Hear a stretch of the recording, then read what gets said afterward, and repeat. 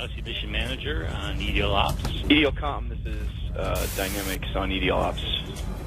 Go ahead, Dynamics. So welcome to our virtual spacecraft. This is a mock-up of the real thing, and at the moment, as you can see, we're in a weightless environment. That means we've just taken off of Earth and we're in Earth orbit at the moment. We actually started our journey all the way back there that used to be up. That's where we set off from inside the rocket.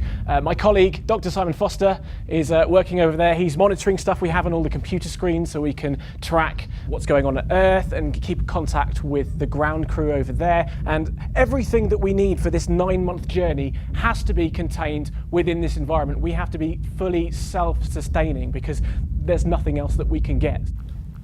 So here I am, I'm monitoring the life support systems, basically making sure we've got enough oxygen, that the system's still intact, the craft hasn't been breached in any way. The other thing is we're looking where we're going, basically, making sure there's no solar flares, anything like that on our way which could prove a danger. We're going to start rotating soon, pull the system apart and get the artificial gravity going. Now, we've got to make sure everything is working. Otherwise, once we get out into space, there's going to be no coming back. So we have to make sure all the systems are ready to make sure we are safe. Go ahead, Dynamics.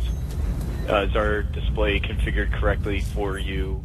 So the spin cycle of the spacecraft is now fully engaged, and that's why I am standing. We are simulating the Earth's gravity through spinning the spacecraft, and this is how we're going to spend the 9-month trip to Mars, as if we were stood on Earth, but actually in artificial gravity. So the vehicle here for the next 9 months is going to be our home. So it's actually quite spacious, unusually for a spacecraft actually, because everyone's usually hemmed in. And there's probably quite a good reason for that, because as I say, for 9 months, we're going to be living here. We're going to have to get used to each other. We probably want some of our own space occasionally. This is our water supply the whole way. It's actually recycled urine as the water that we're drinking, because it would be inconceivable to take all the water we need for the whole way and also just store all of that waste. So this is what I'm drinking on the journey. All along our journey, our vital statistics are going to be monitored, but occasionally someone will get ill. Up here, we're going to have to solve this. Now, each of us is going to have medical training, and today, unfortunately, Martin's feeling ill. Now, he's been feeling some chest pains. Now, that could just be down to the food rations. They aren't particularly nice, but it could be a problem with his heart, because this is one of the issues that we've got to look out for. So I'm going to check Martin out, make sure his heart's working fine, and then therefore we can eliminate that problem and know it's probably just the rations. More than the actual launch, which was pretty dangerous, the biggest fear I have, and probably everyone in the crew has got, is going to be solar radiation. Occasionally we could get these things called coronal mass ejections.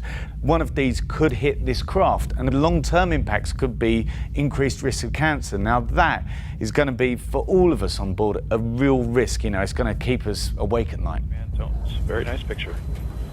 And we're expecting tone start at 5:13:17 UTC. Copy.